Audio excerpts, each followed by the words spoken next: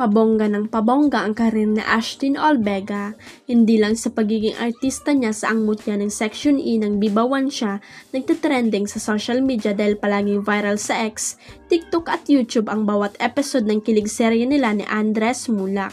At ngayon naman maging sa music world ay umaarangkada ang singing career ni Ashtyn. Aba, after 18 hours mula nang i-release ang official music video ng sariling version ni Ash ng kantang Sa Bawat Sandali ay naka more than 114,000 views na ito at patuloy pa rin tumataas ang numero. Takaw pansin din sa netizen ang ganda ni Ashtyn sa music video, mistulang Disney Princess nga raw ang dalaga at kinumpara pa ang ganda niya kay Belle ng Beauty and the Beast dahil sa suot niyang yellow dress. Samantala kasabay ng launching ng music video nitong Sabado rin ay dinumog ang Ash dress dang bumisita sila at iba pang cast ng mutya ng Section E sa SM Mega Trade Hall para sa Philippine Book Festival 2025. Sumugod nga ang fans ng nasabing series sa event na yun para makita sina Ashtyn, Andres at iba pa. Halos hindi magkamayaw ang mga fan ng kantay ng leading-leading ni Andres ang latest single nito. Nagtuloy-tuloy pa ang mga ayuda ng Ashtray sa followers nila dahil nitong linggo ay may mall show naman sila sa Caloocan. Hindi na talaga mapigilan ng Ashtray at talaga namang kakilig ang love team nila. Syempre hindi rin mapigilan ang karir ngayon ni Ashtyn bilang singer.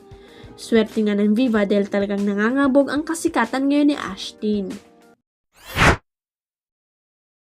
Ibang klase talaga ang visual impact ng Francet sa sobrang latina ng aura at perfecto ng face card ng dalawa. Napakomment na lang ang fans na parang hindi na sila tao kundi mga karakter na galing sa anime.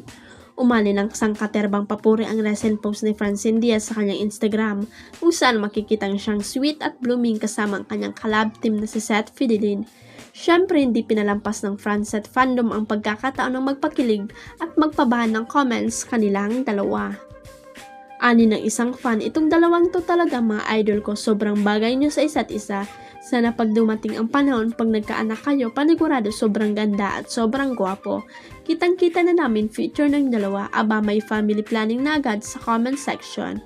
May isa pang nagbiro, huy ang ganda at pogi literal as in goddess levels na, pati nga si Francine binansagan na rin sobrang latina ng mga netizen. Sobrang latina mo, chin love you, sigaw pa ng isa. Napansin din ng ilan na Malagades at Adonis ang peg nila sa naturang photo. Munyikang datingan, ika nga ng iba kumpleto pa sa glass skin ni Francine na parang dumiretso na sa editorial ng isang high fashion magazine. Habang si Seth naman ay parang bagong labas sa isang rom-com na K-drama lead, ang aura. Huwag kalimutang i-click ang subscribe button at i-ring ang notification bell para sa latest at legit chika updates.